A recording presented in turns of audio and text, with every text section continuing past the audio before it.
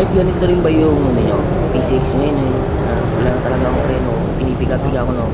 Nung guys, hindi natin na-control ay sobrang bilis natin ay munti ka na tayo makabangga ng ganitong van na to. Ayun guys, oh. Habang nag-ano ako, pinipiga-piga ako. Diniretso ko na guys, ano. Road trip tayo, road trip. Arap, arap.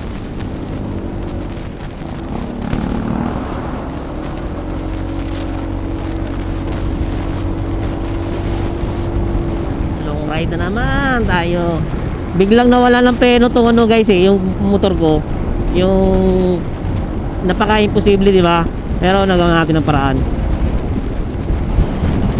Isang brand new na PCX nawala ng preno, di ba? Napaka-imposible. Ito, nawala ng preno kanina yan. Di ka maniniwala sa akin pero napaka-imposible. Di ba? Nawalan siya ng preno. Biglang nawala. Ay, nako, lobat. At pala lobat ng baterya ko. Paano ako makapag ano? Hindi na charge. Kaya ngayon, kahit hindi na charge, may natitira pa naman ito na ano, na kaunting ano. Pero lobat na rin lahat eh. Lobat na yung tatlo. Mabilis pa na lobat yung tatlo na yon. Guys, bibilisan natin yung pagbablog natin. Let's go guys. Ito yung vlog natin na ano guys, na nawalan tayo ng preno ng brand new PCX na wala ng preno. Ano, bigla siyang nawala ng preno. Pag anong gaano siya guys eh. Diba? Di ko alam kung anong diferensya niya. Siguro na ano ng hangin. Hangin sa kahangin. Pero okay lang. Ano rin, ang pag nawalan ka ng preno, ewan ko kung ito yung ano ito yung tawag dito, ito yung issue ng PCX, nawalan siya ng preno sa kaliwa. Biglang gumanon siya, oh. Hindi ko na siya nakunan eh, pero kanina naayos ko na siya. Lobat kasi siya eh. Kaya yung naayos na siya, yun, ano na yung ano ko. Pinalitan ko yung baterya ko eh.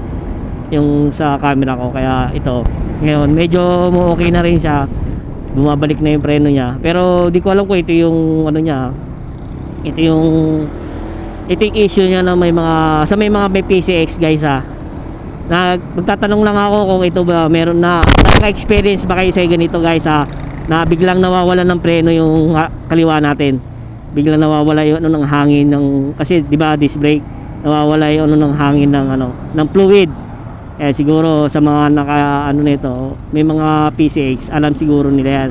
O ito yung siguro mga issue nila.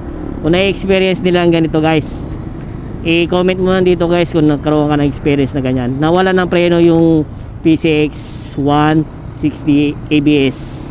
Yan. Kung naka-experience ka lang guys ha. Pero kung hindi ka naka-experience, huwag ka na mag-comment. Guys, bali sa mga nakaka-experience lang guys, kaya so, gusto ko lang ano sa inyo na ganito yung nangyari. Nawala, bigla takbo ko siguro mga 80 o mga 70 ganon. Biglang siya nawalan ng preno. Buti na lang may preno tayo sa kanan. Kaya medyo naka-control natin yung ano, yung mapabagal-bagal natin yung takbo natin kasi nawala siya kagad ng preno eh. Kaya guys, sa mga naka PCX dyan, ano ba mga issue nyo dyan guys? Kaya i-comment mo naman dito guys kung ano yung mga na ano mo dito, na experience mo sa PCX na nabili mo o nagagamit mo ngayon. Kasi ito yung na-experience ko sa PCX. Pero maganda, okay siya, maganda siya. Malakas lang sa gas. Malakas rin talaga din sa gas itong PCX. Sige, kumikita ako ng mga around 1,000 plus, ganoon. Sa biyahe ko yun ha. Nakaka 350 o 400 na gas ako eh. Di ba? Medyo mataas yung ano, yung gas niya. Pag binibirit mo talaga siya, ang lakas kumain ng gas, guys. Kaya sa mga naka PCX, huwag tayong manginayang. Okay naman, swabe naman, maganda yung panak.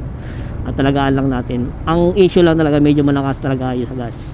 Kaya sa mga gustong bumili ng PCX, okay naman kung afford nyo naman na bumili. At kung gusto nyo kumuha, okay naman, maganda naman. Ang yun lang naman mga nagiging issue nito guys eh. Kaya sa sa mga malakas sa gas o sa ano. Pero naka-experience ko kasi biglang nawawalan siya ng preno sa kaliwa. Yung na-experience ko guys, na siguro 2 times yun na nangyari sa akin yun eh. Kaya guys, sana nakaka-experience guys, i-share mo naman dito guys, at para malaman namin kung ito yung issue niya sa mga PCX natin guys. Thank you guys, and ride safe always. Lagi mag-iingat guys ha. Ingatan ng sarili at huwag kalimutan magdasal bago umalis at sa biyahe natin. And thank you guys, and ride safe. Ayan guys, so panoorin nyo yung video na to. Yung nawalan ako ng preno at nakabundol tayo. Munti ka na talaga guys. Ayan guys, so habang nagdadrive ako, di ko akalain na mawawalan ng preno. Ayan guys, so kita nyo yan guys, so kung ano yung issue nyan yan guys sa bago nyong PCX. Ganyan din ba yung issue ng motor nyo guys? Tingnan nyo guys, piga ako ng piga dyan sa kaliwa ko, di ba? Nawawalan ng preno. Di ko alam kung nanawa ng hangin yan eh sa fluid nya. At i-advise nyo naman ako guys kung ganyan din yung PCX nyo na nawalan ng preno. Basta-basta na lang siyang nawalan o ano. Pero bumabalik siya pag ganyan pinipiga-piga mo siya. Kasi pag ang fluid, di ba? Ganun-ganunin mo siya. Bumabalik naman siya sa dati. Pero lamang na lamang sa akin minsan yung ano, lalo na pag papatakbo ko ng mga 80, 90 ganun. Talagang bigla-bigla na lang siyang nawawala ng preno. Kaya guys, kamunti ka na tayo nung tumatakbo tayo. Sobrang tuli natin nung araw na yon eh.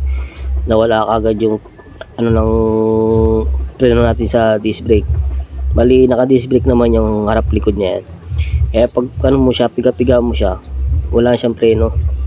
Kaya minsan nalalay. Ito sa harap naman, ano naman to eh. Malakas naman ng preno ito, kaya EBS naman siya, kaya di kahit na mapatabo ko na mabilis, may preno pa rin. Pero maganda pa rin yung may kaliwa. Ayan guys, may piga-piga ko siya, di ba? Kikita nyo naman guys, oh, sa kaliwa ko. Kung nakikita nyo yan guys, oh, yan oh, pinipiga-piga ko, di ba? Na wala talaga siya ng preno. Kaya ingat tayo guys ha. Hindi ko lang alam, pero papa-check ko na rin yan sa mekaniko na kung ano bang difference nito. Baka may singaw yung ano ng hangin sa fluid. Hindi ko alam eh. Basta ang nangyayari lang dyan pag mabilis ako magpatakbo, bigla na lang umaano yung hangin ng ano ng fluid niya. Ayun guys, umistop na ako dyan. Ayan, ginaganong-ganong ko na yan para bumalik na ulit sa dati. Bumabalik naman siya sa dati, pero siyempre mahirap na, di ba? Mas maganda pa rin yung safety tayo guys sa ating pagmamaneo at pagdadrive. At huwag natin kakalimutan na i-check lahat ng mga sira ng motor natin pag babiyahe tayo ng mga malalayo. Lalo na pag gabi, mahirap talaga maghanap ng mga papagawa natin sa mga motor. Lalo na pag inabot ka ng gabi sa kalsada o ano, nasiraan ka. Bihirang-bihira lang magkaroon ng mga shop na 24 oras na anytime naka-open sila para sa mga nasisiraan ng mga motor. Kaya pero okay naman to, maganda ang ano ng PCX at chill na chill lang talaga. Kaso lang yun, minsan yung mga sangkas ko pag talagang long ride, masakit daw sa puwet. Sakit puwet. Yun ang mga inaangal sa akin ng mga iba kong ano nakasakay, masakit daw sa puwet, o baka sa masakit lang talaga mga balakang nila, mga ano na rayuma na. Kasi mga long ride sakit talaga yung puwet mo at ano mo dyan pagka hindi ka sanay. Sa akin naman sanay na ako kahit ilang layo pa yan ng ano.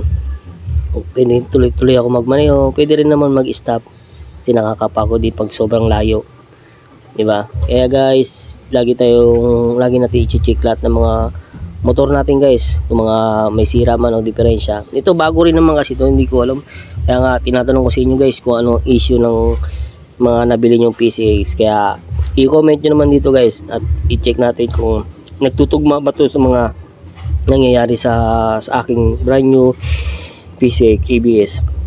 Kaya guys, sana makahingi ako ng ano sa inyo kung ganito rin ba ang issue ng mga bago nyong ano, at malakas din sa gas ba. Yung mga nakakausap ko medyo daw may lang sa gas, siguro malakas lang ako bumirit ng ano, bomba ako ng bomba, kaya ganun kalakas.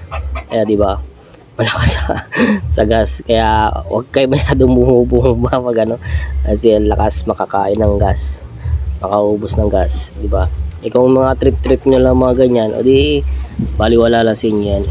Ako sa akin kasi nabiyaya ko, kaya medyo mabigat din, lalo na pag medyo mahina ang biyahe tapos panay bomba ka pa sa ataw, di ba? Kaya alam ko na mga technique ng mga ganyan, kaya nakukuha ko na rin naman kung paano tipirin yung gas o ano, paano humataw, di ba?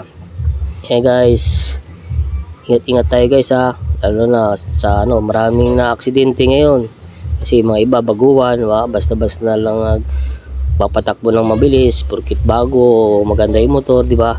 Kaya tayo, chill lang tayo, takbong pogi lang tayo guys, kasi alam mo naman pogi tayo. Kaya guys, ingat tayo guys ha, sa mga kamote dyan, mahirap kasi makabunggo o mabangga tayo. Kaya hindi tayo ma-hassle o ano, ingat tayo guys, kasi para sa atin naman to para sa makauwi ka ng ligtas sa pamilya mo, di ba? Kaya takbo-takbo lang, takbong 80, takbong 100, yan, ganyan lang. Kaya guys, huwag tayong bara-bara magmaneho, kaya no, chill-chill lang tayo dyan, no? Di tayo, kahit na matraffic, singit-singit lang. Yan guys, kaya pahingi naman ako ng advice nyo guys ha, kung ganyan din ba na nangyayari sa ano nyo, kung ano ba, ganito ba talaga issue ng PCX na mga brand nyo, na umaano yung preno sa kaliwa, bigla-bigla na lang nawawala. Di ko alam kung may multo o may namumulto. Pero papabless natin to guys para mawala yung ano na itong motor na to, siguro by next month o ano tayo ng pagpablessingan natin nito guys. Kaya mas maganda yung nabiblessan natin yung mga motor natin guys, kahit malalayo yung lugar, nakaka-rides tayo at naka-safe tayo makakarating o saan man tayo mapunta, o bumiyahe man tayo sa trabaho man. Kaya lagi natin i-check yung mga motor natin guys ha, sa mga chains oil o mga maintenance dyan, o kung yung mga low budget naman, pwede naman tayong magtabi-tabi ng pera para kahit pa paano meron tayong pang emergency sa mga motor na nasisira guys. Kaya kung meron man tayong na-advise sa inyo na kaunting kaalaman ko guys, thank you guys, at sinishare ko lang lahat ng mga na-experience ko sa kalsada.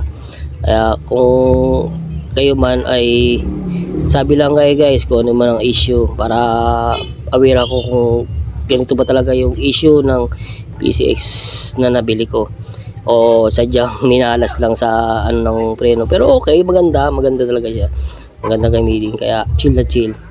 And hindi man tayo nagsisisi na ito yung binili natin, kaya trip ko naman kasi ito, kasi bala ko talaga Aerox pero ito na yung napag trip ko kasi naka-disc brake na yung kabila at likod na harap, hindi katulad ng Aerox nasa harap lang. Kaya ito na yung pinaka-desisyonan ko na nakuha ko, kaya wala nang bawian, kaya sulit naman. And ito lang naman siguro na ano ko sa preno, ito lang, wala naman akong ibang nakita sa malakas sa gas, o natural lang yan siguro, piga ako ng piga. Kaya guys, kung mangyayari man to sa inyo guys, i-comment mo to guys para alam ko hindi lang ako nag-iisa, at sana makatulong ako sa mga nasabi ko. At ingat kayo guys sa inyong pagmamaneho at pagra-rides araw-araw, kahit saan kayo mapunta, may kasama kayo angkas, lagi tayo mag-iingat guys, kasi mahirap, wala nang rewind sa mundong ito. Pag nagkamali ka, wala na, hindi ka na talaga babalik. Hindi ka na makakamotor, hindi mo na magagawa lahat. Kaya guys, ingat-ingat tayo guys ha. Kaya hindi natin masasabi guys kung ang paa natin nasisang okay, kaya nasa sayo pa rin, at tingin-tingin sa mga paligid o sa mga nakakasalubong o bumabangga, kasi hindi natin talaga maiwasan pero kaya natin maiwasan kung alisto tayo o mabilis yung mga mata natin sa pagmamaneho. Kaya mas maganda talaga may mga training ng mga sa mga ganyang rides, at may kaalaman, maraming matututunan pag may mga training ka ng mga motorcycle.